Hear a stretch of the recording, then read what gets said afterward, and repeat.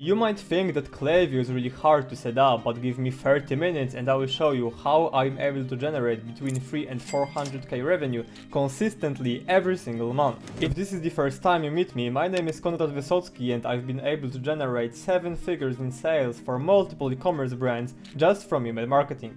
I post weekly detailed videos to help e-commerce brand owners grow their business without relying on paid ads. In this video I'll explain what Klaviyo is and why you need it. Then I will talk about what kind of results you can be aiming for. Then I will show you how to integrate with Shopify, I will break down some key features, and I will create a basic email marketing game plan that will allow you to make an extra 15 to 25% more revenue for your e-commerce brand. Alright, Klaviyo is the best email marketing software for e-commerce. I know a lot of people are using software like MailChimp or Omnisend, but Klaviyo is absolutely the best. It is because of their analytics, segmentation, automation, and various A/B tests that are available on their platform. I also love to use it for SMS. I've used to use Attentive and I still use it for some of clients, but Attentive really tends to over attribute the revenue made, and they have a really huge attribution window, where in Klaviyo it's set to 5 days by default and you can always change it to any time delay pretty much, or time frame you want.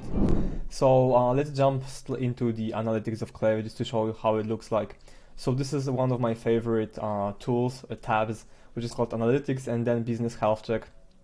You have a ton of data and analytics and stats available right there. It obviously allows you to optimize everything as much as you can and squeeze the most out of your email marketing strategy. And this is one of the views that is available in Klaviyo. Then you have slightly more, actually less detailed analytics, but it's easier to read through it and actually analyze the data, because it's showing you, the conversion summary, campaign performance, flow performance, all this sort of stuff, which is just very, very useful for your email marketing game plan. And it's very, very easy to sell everything, including A/B tests, because for example Attentive doesn't allow you to launch A/B tests for your sign-up form, which is one of the most important parts of email marketing, but I'll talk about it a little bit later. Alright, so now let's talk a little bit more about benchmarks and what kind of results you can expect with your email marketing and Klaviyo specifically. So the most important metric or benchmark is percentage revenue from email. The bare minimum we should be aiming for is 20%, but usually a good and healthy range is between 30 and 50% of your total revenue that should be coming from email marketing. If you're below 20%, what you have to do is either send more campaigns or set up more flows or make your existing flows longer. And if none of this helps, probably you just need to create new copy and new design for emails. If you are between 30 and 50%, this is very, very good for you. Again, it will depend a lot on the brand and niche you are in, but usually this range is very, very healthy. You can always add SMS to squeeze even more. From what I've seen, usually for brands we do SMS, it can add anywhere between 5 and 15% of their total revenue, which is quite good. If your revenue from Klaviyo or from email is more than 50%, it means that most of your customers are existing ones and you're not acquiring new customers. So probably the problem is on your top of the funnel and you just need to spend more to acquire new customers. Then you have open rate, which is one of the key metrics that we're looking at when it comes to email marketing.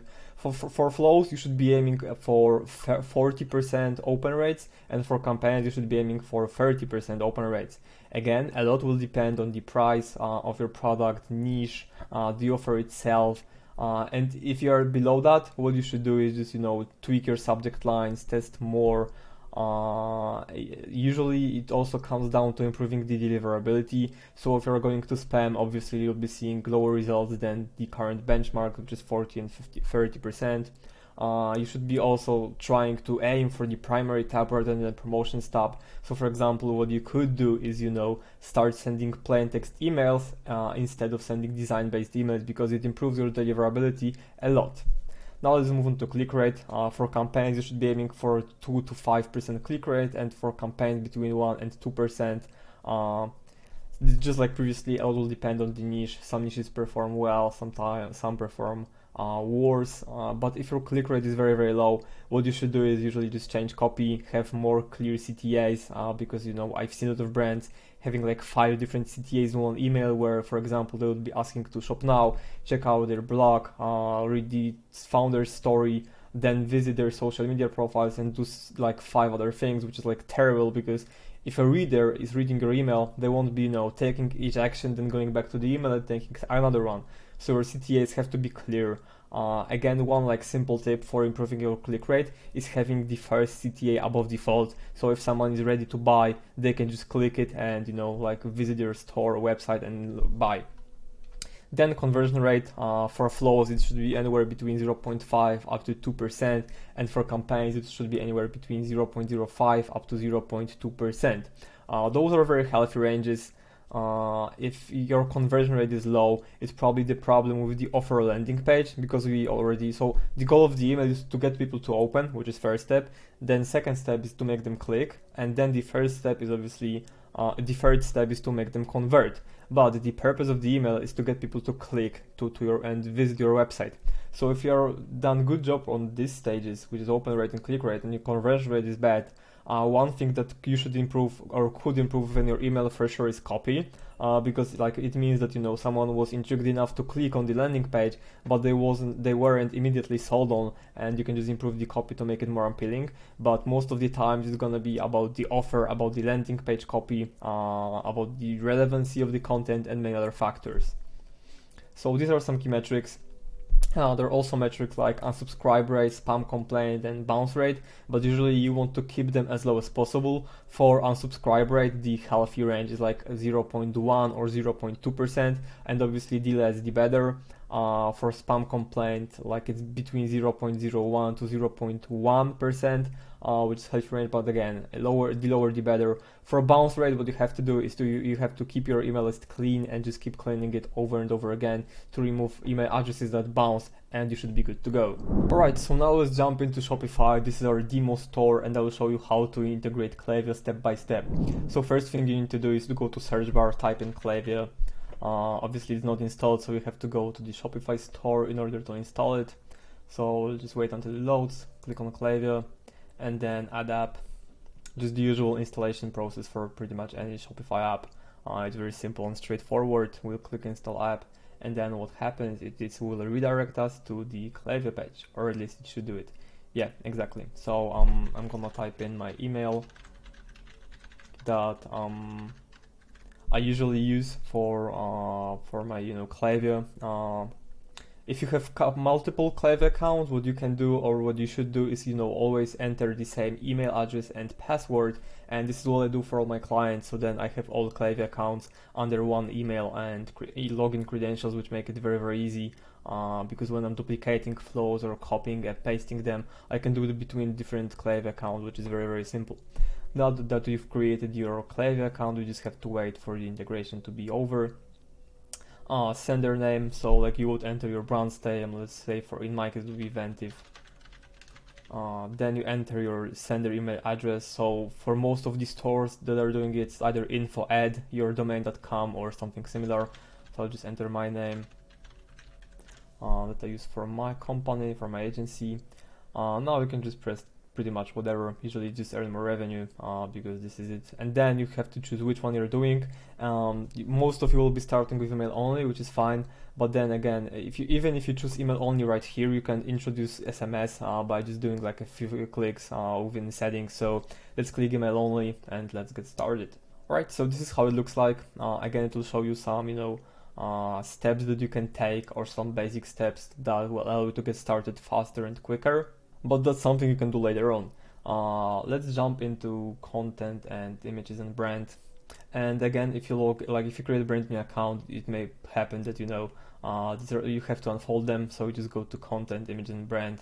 Then you go to brand, and you can change your brand colors to whatever you want. Same goes for font and all this sort of stuff. Same goes for logo. You just have to upload it right here. Then for header icons or social icons, you can add them as well, but you can do it on the email level too. You can also add some custom fonts from Google Fonts or Adobe Fonts. When it comes to importing fonts, unfortunately you can't upload zip file, but what you can do is just to take your font directly from the Shopify store and use it within your emails. Always when you add an additional font, for example from Google Fonts, you have to click and choose fallback font, which is pretty much a font that will appear to people which devices don't allow to display your font. It's pretty straightforward and it's pretty simple. So yeah, then you have pretty much 3 modules that we'll be using the most. Actually 4. when you also think about audiences, profiles, and segments. Now let's jump into some other parts of Klaviyo integration, which are also very, very important. So once you've done it, what you want to do is go to integrations. You go to Shopify, and what you have to make sure is that you have your Klaviyo app enabled, right? So we'll jump right into our Shopify store. We'll just go to online store, themes. Then once it loads, we'll press customize. Yeah, exactly.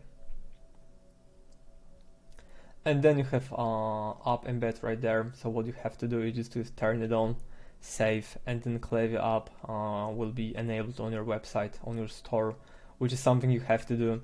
Always make sure this thing is marked, because if you don't have it marked, then you won't be able to create browse abandonment flow, which is something we really want to do. Then we also want to check this, so you're collecting your email addresses from the footer, add subscribers to your newsletter list. You could, obviously, we're doing SMS, you would do the same exact thing for SMS. You can update this, and then you just press update settings. So maybe let's start with sign up form, which is probably the most important thing and the first thing you have to do. Sign up form is obviously a tool to collect your email addresses from customers. This is the first thing I'd recommend you do once you set up Klaviyo, because you won't start collecting leads and email addresses from people, so then you can use them later on. Usually when you're right here, the thing I prefer to do is just create on this simple sign up form. You can call it whatever, choose the list that you want people to add people to.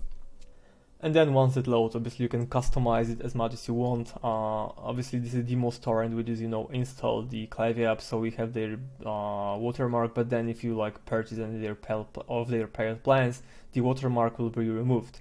Then you can customize the sign up form as much as you want. Again, the best thing you can do within sign up form and how to optimize it is just to test different offers. So instead of doing 20% off, you could even do 15, because then less people will sign up, but your margins are better, so ultimately you may make more profit. If it doesn't work, you can do $20 off, or you can do free gift. Works very, very well. Free gift with purchase, it's extremely powerful. And then on the success page, if you're using a discount code, I would recommend including your code right here, right? So if you have success, you can just include your code, and then for example, welcome 20, right? In this case, people who don't have to go to your email list, actually to their inbox to check the email that they received from you, which is ideal, because you are not making them distracted from the whole buying process. It's making it very easy and seamless for them to use the code, and you're still getting their email address. Then one of the most important things is the show based on rules, not on page load.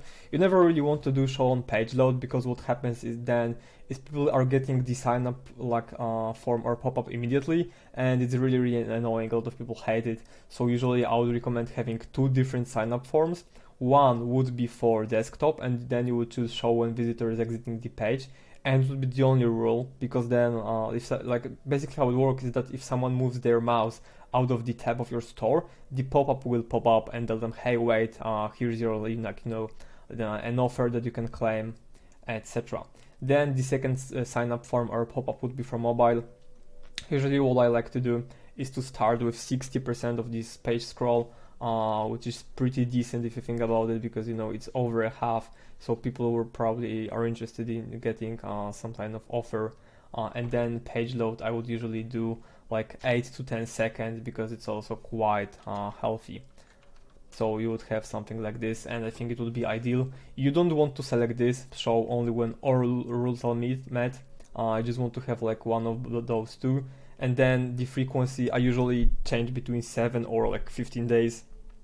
It's quite healthy. Usually you can just go with 7 and you'll be good to go.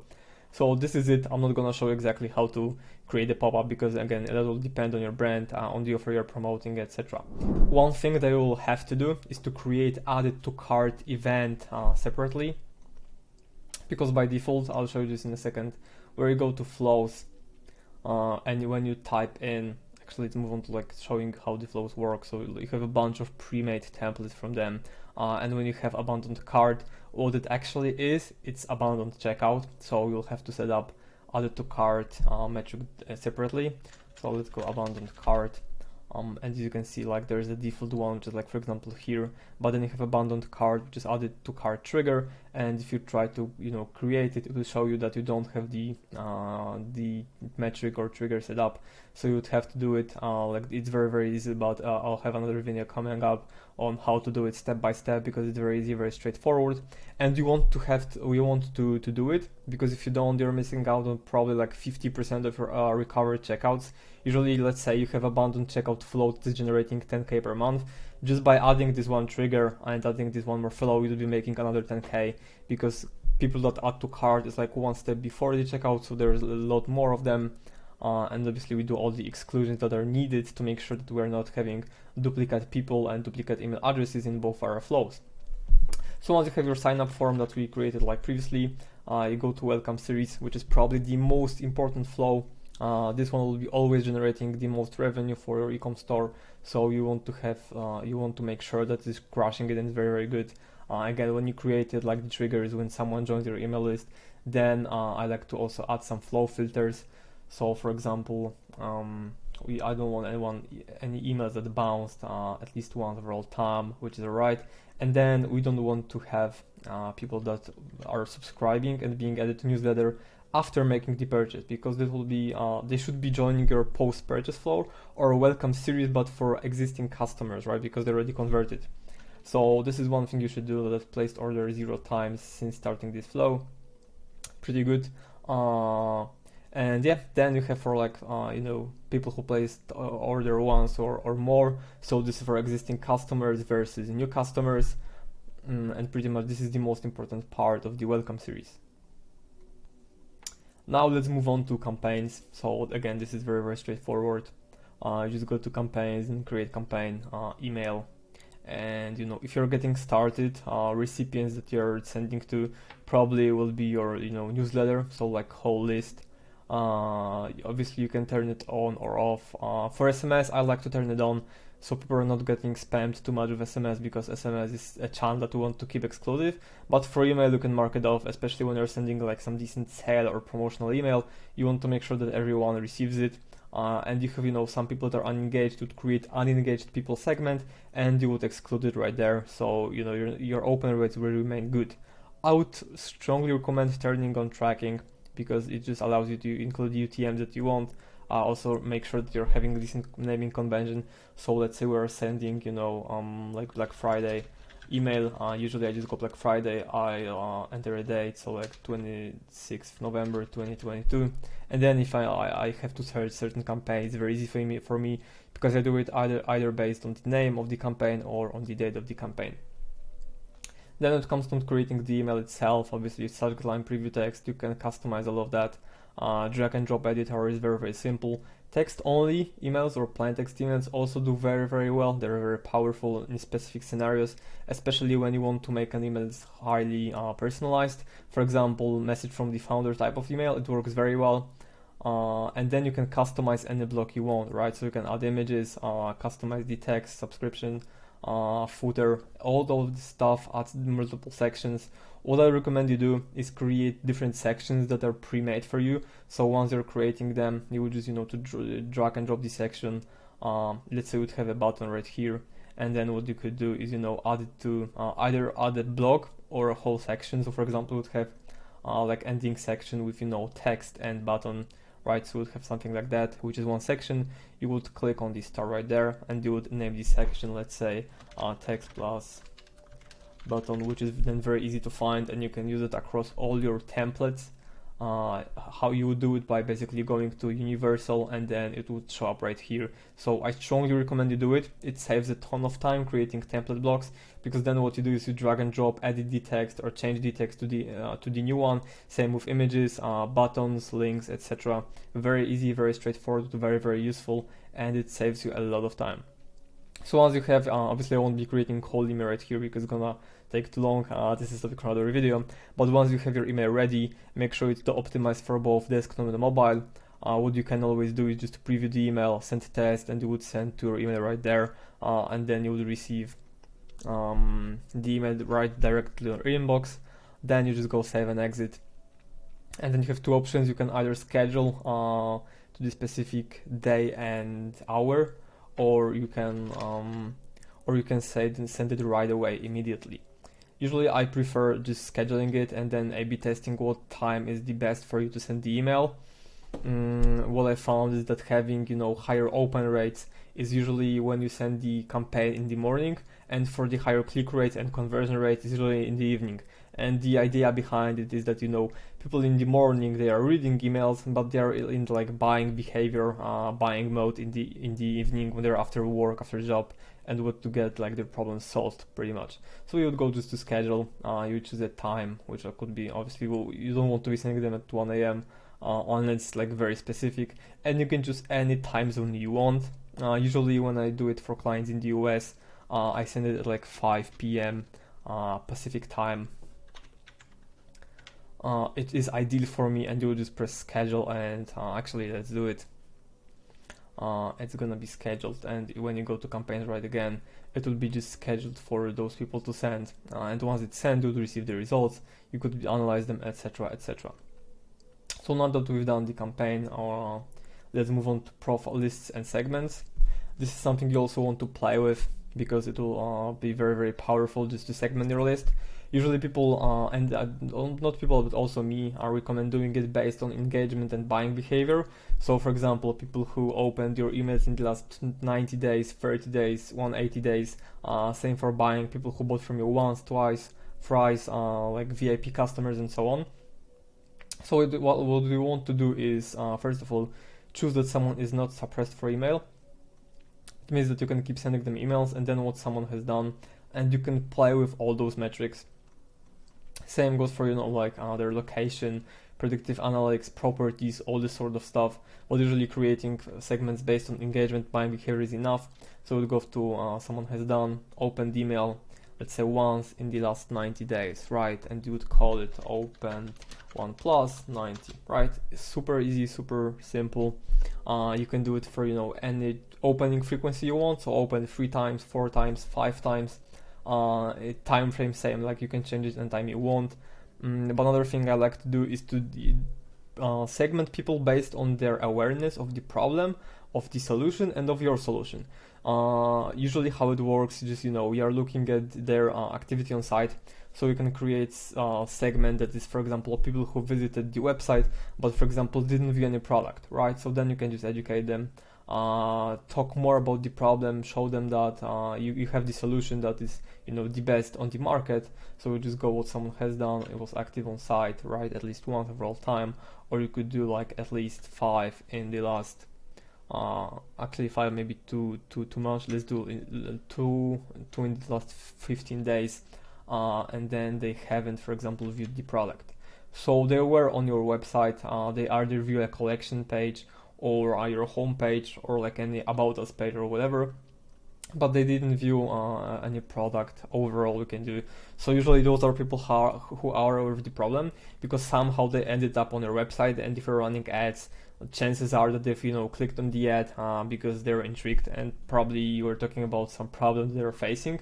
But if they didn't view the product, there may have been some issue. Maybe they're not convinced. Maybe it was the they saw the price and they're pretty scared that okay, it's too much. So yeah, you could create segment like that and just educate people on the problem, on the solution, and present the perceived value, which would be very, very high. So yeah, these are some of the key areas that you should be playing with in your Klaviyo, and then obviously dashboard for analytics, which I already showed you before. But again, you want to play a lot with this one, just to analyze all the data. Obviously, this is a new Klaviyo account on the demo Shopify store, so there's no data, but overall we really want to be playing with that quite a lot. Okay, so now is the time that I show you some basic email marketing strategy that will help you make an extra 15 to 25% revenue very, very easily. So here are some of the core flows that you should have, and you may think it's a lot, and you would be right, because each flow has between 3 and even up to 10 emails each. Usually for welcome series and customer thank you, they tend to be longer, but the absolute bare minimum that you should have is those 4 flows, which is welcome series, abandoned cart, abandoned checkout, and customer thank you. In terms of the content of the emails for abandoned cart and checkout, you can do the same emails if you want to. Obviously, this will be the lowest hanging fruit, the 80-20 rule, and so on. it's impossible for me to cover all of this flow, so I'll just briefly talk about them, why you need them, how would they help you. So let's start with welcome series. Obviously this is the one that I was talking about. This is the one, the flow that is triggered when someone joins your email list. Usually they sign up to get an incentive, so you have to give them the incentive that you promised, but then also teach them about your brand, talk about your USP, benefits of the product, how they're gonna benefit from buying it, and so on and so on. For abandoned cart and checkout, usually I just like to send between 3 and 5 emails, where the first 1 or 2 are not giving any discount at all. It's just gonna be a cart reminder, because people get distracted very easily these days, especially if TikTok get the short attention span of people. So you just remind them about the cart, show the items that they have abandoned, and then if they don't buy in the 3rd or 4th email, you can introduce an incentive. So this way you remove the pricing objection, which is one of the most common one in the e-commerce. Customer thank you flow, in my opinion, you shouldn't be selling anything in this one at all, aside from one email you can do, which is a bounce back offer that is being sent 1 hour after someone placed the order, and you don't use any discount. Just like, hey, we are about to ship your products, but we didn't do it yet. Would you like to get some more? Because for example, these products are low in stock, and we don't know if they'll be ever restocked again. You can create some urgency. Obviously, we don't want fake urgency, so you can just promote your best-selling products that are really low in stock, and they'll be out soon. For welcome series, just one thing I want to mention as well is that you want to send the first email right after someone joins the newsletter. So you don't want to have any delays, because I saw some brands having like 1 hour delay, which for me is completely stupid, because if you give someone an incentive of like 10% off and they want to receive it, they have to receive it immediately. Like, they can't be waiting for 1 hour, because then they'll change their mind, they'll be waiting for the email, and then they'll just forget that they even signed up to your email list. So you have to send the first email right away. Browse abandonment is for people who are reviewing your product but didn't add it to cart or proceed further. So again, just to remind them about what the products they're browsing, show your best sellers, talk about benefits, USP, and so on. For site abandonment, this is one step before browse abandonment. This is for people who were just active on the site but didn't view any product. Customer win back is for people who purchased from you once but didn't purchase from you after a month or 2. Usually this flow is great for increasing the 60 to 90 days LTV. It helps with the cash flow a lot, so I highly recommend it. VIP flow is just giving perks to your VIP customers. If someone is buying from you a lot and is spending a lot on your brand, you just reward them for doing so, and they'll buy even more. They'll become your real fans that will just help you make more revenue. Replenishment flow, this is great for, like, for example, supplements or any kind of reusable products. You just, let's say that the average consumption time frame of your product is 45 days.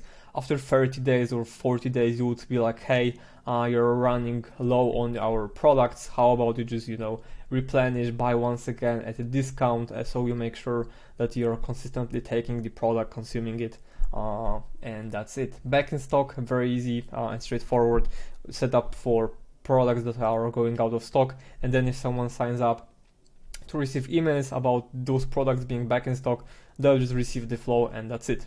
Again, if you want to implement 80-20 rule, I would recommend doing just those 4 flows, and then one by one, they're pretty much written down in the order from the most important one to the least important one. So this is how to go about it. Then campaigns, ideally you want to be sending as much as you can, unless you start getting diminishing returns and results on your key metrics. So if your, for example, average open rate is 40%, and out of the sudden you send 2 campaigns more per week, your open rate drops to 15%, you want to go back when you had 40% open rate, because you don't want to exhaust your email list. But overall, I would recommend sending at least 1 campaign per week. This is the bare minimum you have to be sending just to stay in the minds of your customers. Ideally, if you have a blog, just promote blog articles. They always do very well, while also you're educating people, not hard selling them. They'll appreciate it and become your fans. Other than that, have a sign-up form. Always test offers if you have the opportunity to do so. Again, free gift, free shipping, or like free guide or free ebook, they all work very well. Anything that is free is perceived as something, like a great offer. People just want to claim it. So yeah, that's it. If you implement all of that, so have those 4 flows, send 1 campaign per week, and have a constant sign up form that you're optimizing, you'll generate between 15-25% of your revenue from email marketing, which is quite good. Now, as I said, the 20% of revenue from Klaviyo is the bare minimum, but you should be always aiming for 30-50% of your revenue. If you are already making some sales and want to make more of your Klaviyo but don't have time, or you want to save yourself a headache of implementing everything, there will be a booking call down in the description below. You can just click it, book a free call with me, free consultation call, where I will go with you over your email marketing strategy. I will show you how to improve it, and if you want to, my team and I can take care of it. So yeah, if you want, feel free to do it. It's completely free. I'll try to give you as much value as I can, and again, it's not gonna be a sales call. This is something I want to show you what can be done better and what's possible for your brand and for your store. And that's it for this video. If you enjoyed it, make sure you like, subscribe and share it with anyone you think it will be useful to. If you want to learn more, here's my latest video about how to create high converting welcome series. Thanks for watching and hope to see you soon. Take care.